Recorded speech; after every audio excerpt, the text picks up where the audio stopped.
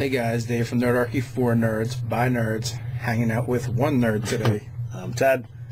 And today we're going to do a player's tip, and we're going to talk about infighting at the table and how to make it work.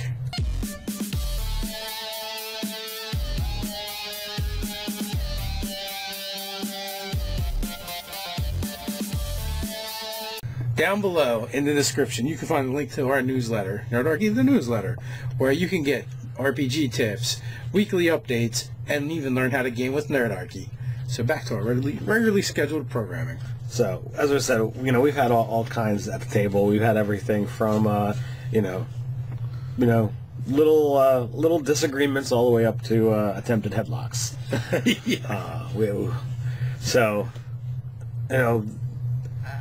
What is your opinion about, heated arguments at the table? Okay, so actually I was talking about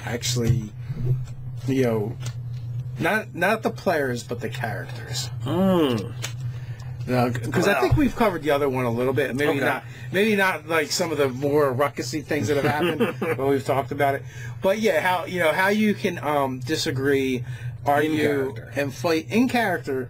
With a couple things have to happen for this to be constructive. Right.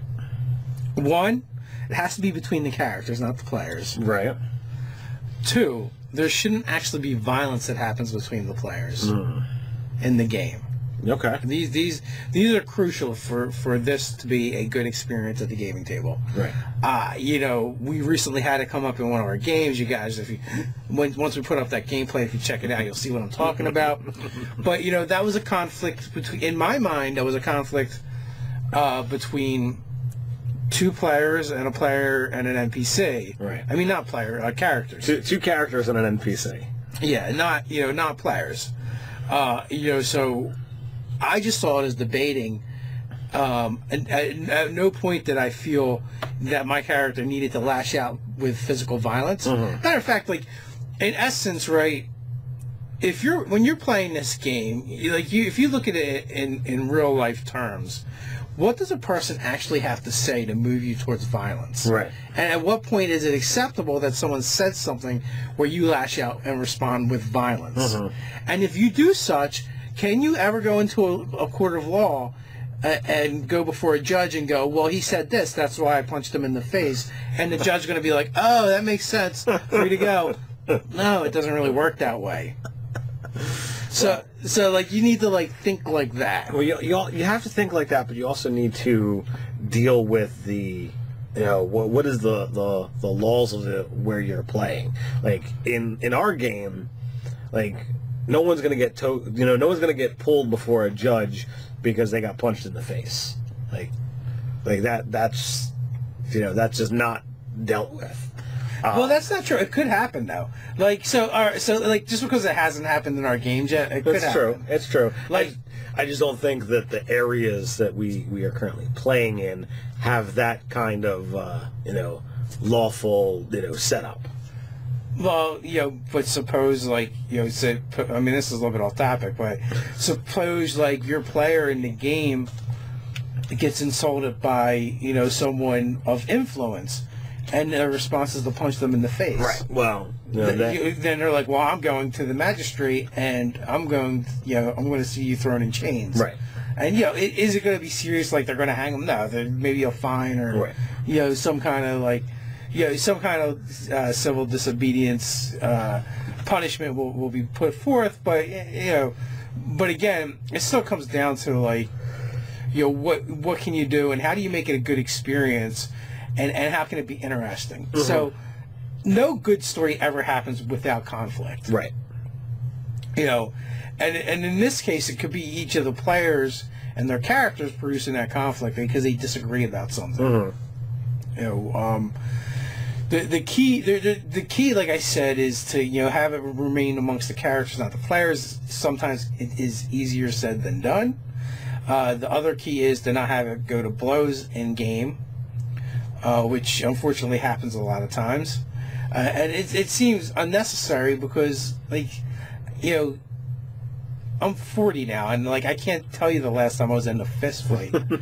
People piss me off all the time, but I no longer feel the need to act out in violence. I mean, I have a short temper. I can be easily ticked off with, if the right circumstances happen, but I don't think I've ever been in a legitimate fight. I've done, martial combat and pseudo martial combat with LARPs and stuff, but I've never been in an actual fist fight. Well, yeah, because that's not really like a normal person's go-to. Yeah, sometimes you'll see like the players in a game will play this caricature of a character, where it's like, oh, I'm drawing steel. Well, what do you do? Well, he made fun of my hat. Like, okay. And then after you murder him, what are you going to do when the constable shows up? Right. Yeah. And that's that's one of those things that I think a lot of people misconstrue the idea of an adventurer, and take evil characters too far, or characters who are on that borderline too far, that it's like the laws of the world will still be in effect. You can't just do as you want because you are tagged with the term player character or adventurer. Or even like the goody goody paladin. Why does it have to be? Oh, I think they're evil, I'm going to kill them. Why can't you take the Jesus route or the Gandhi route and be like, oh, I'm going to help them? There's so many other options. Well, there was Mike's paladin long ago that it's like we were fighting orcs or goblins or whatever, and we got into the warrens where it was the women and children. And the rest of the party is like, all right, we need to start talking to him. And he pulls out that greatsword and just starts mowing them down. And I'm like, oh my God. Yeah, absolutely horrendous. Again, a little bit off topic, but hey, it's what we do here. When you're at the table with other players, like, see, this recently happened. That's why I wanted to do this video, because this recently happened in our game, and one player had these notions and these ideas that I totally disagreed with, and were actually at odds with me, with my character. But at no point, like I said, well, is my character going to lash out? Like, he's a soldier and a warrior, but he's also fairly intellectual as well. Right. So, like, he's going to look at violence as being like, well, what is the ultimate outcome I'm trying to achieve? And does violence actually achieve that? If the answer is no, there's no reason to draw steel. Right. And and he was by association, he was actually having accusations made against him, and it was made to put on the spot to make choices of loyalty between like family and the adoptive town he lives in. Which were things that were really extreme and didn't make a lot of sense. Well, sometimes players or players' characters, however you want to look at it, will use very loose logic, or go down a train of thought that you just can't follow. And this happened in the game that I was running, and I could not follow this character's train of thought. He's a wild one, I'll tell you that. And it was a situation where I had no idea how to resolve the situation. Because the character literally had a meltdown in the game, but I don't think the player did. Sort of. I don't want to do any spoilers in case you haven't watched the video, but oh man, that was crazy. And when he started yelling at me, because I was the one playing the NPC, I really didn't know whether he was upset with me or whether he was just role-playing. Let's chalk it up to really good role-playing. Well, I've had nothing but, positive experiences afterwards. And no. Honestly, though, like the player said that they actually lost their temper, but from all appearances, it stayed in the game. Right. It didn't actually come out of the game. Right. So that's fine. Like, it was expressed through the character. Right. It just made Ted a little scared and fearful. I don't know whether I was scared or fearful, but I was... It was unexpected. It was definitely unexpected, and I was like... I want everyone I game with to to be my friend, so we do this as a fun hobby. We do this because we enjoy role-playing. We enjoy playing the game. And never do I want anyone at my table to ever, feel that I've upset them or that, I've got them upset for whatever reason. So I was Not more... even just a little bit? Yeah. I was... Like when you kill their character? I don't kill the character. It's their actions and the dice that do it. I just present the story that they interact. You're an innocent bystander. Absolutely. I see. Gotcha. So when all of this came down, I was more concerned about whether I was actually angering the player, not the character. Well, he was angry, but hey, it was your NPCs that angered him, not you. It just so happens that you're the eyes and ears for the NPCs. But all in all, like, it made for an interesting session, I want to say. Absolutely. And at the end of the day, we're all still friends. Nothing came out of the game. And that's the key. Like, keep it, as long as you can keep it all in the game, and no player-on-player violence happens. Some player-on-NPC violence tried to happen, but but that's different. Like, that's an NPC, right? So like, these things that could create bad blood is what you have to really avoid. And you have to have a group of players that are mature enough to handle it, and that can be the hard part. I mean, we get attached to these characters, we build these stories together, and it can be hard. It can be hard to let go of that, and because it's a game where there's so much of it is combat, it was really easy to escalate the violence in the game. Right. Because that's what the majority of this book talks about, mechanics, and it gives abilities and things. It doesn't guide you seriously through lots of role-playing situations. Right, but from a role-playing standpoint, like, 90% of the situations are not going to require violence. They're not going to even call for it. Right. In the game, when there's violence happening, you're usually clearing out monsters and driving off bandits and saving the caravan from orcs, like thwarting the plans of the evil villain.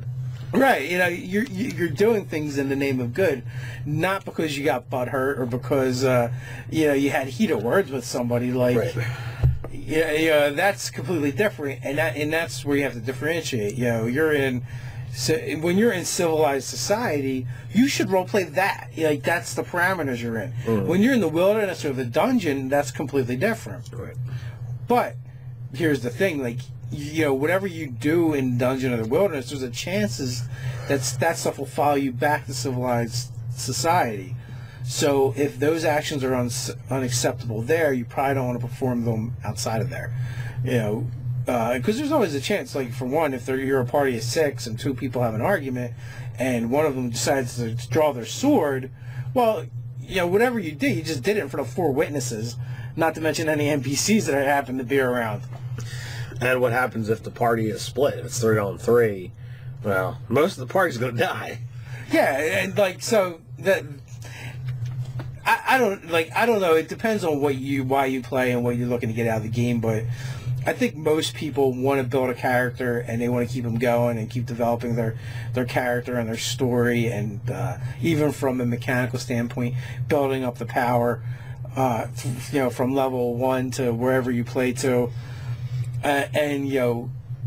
Party conflict, when it goes to a physical escalation, is going to cut that short for somebody. Right.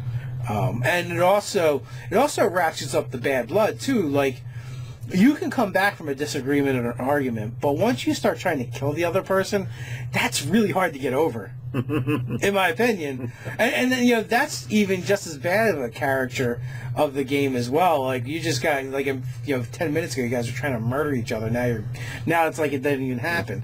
But like, they're the gamist aspects of playing the game where it's real easy to say, well, this isn't real, and it almost has this, like, cartoon quality, so it's okay. Mm-hmm. Like, the anvil doesn't really hurt when it hits you. But if you try and keep that, like, semi-realism, like, I'm not like a hardcore simulationist when I play, and I don't need everything to be, you know, immersive all the time. Right. But there are some parameters that if you stick to, these guidelines I think will actually help you have a better game and a more productive game. I think so. When certain situations happen, like, you know, party conflict.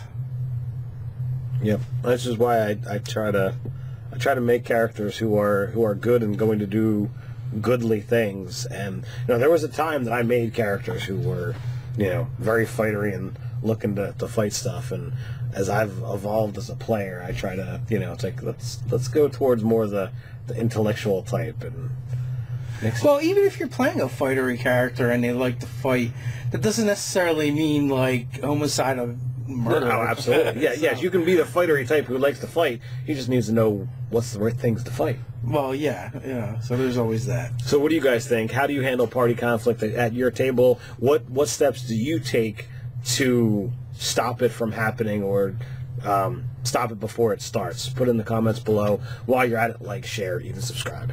You can support us in a financial way on Patreon. So until next time, stay nerdy.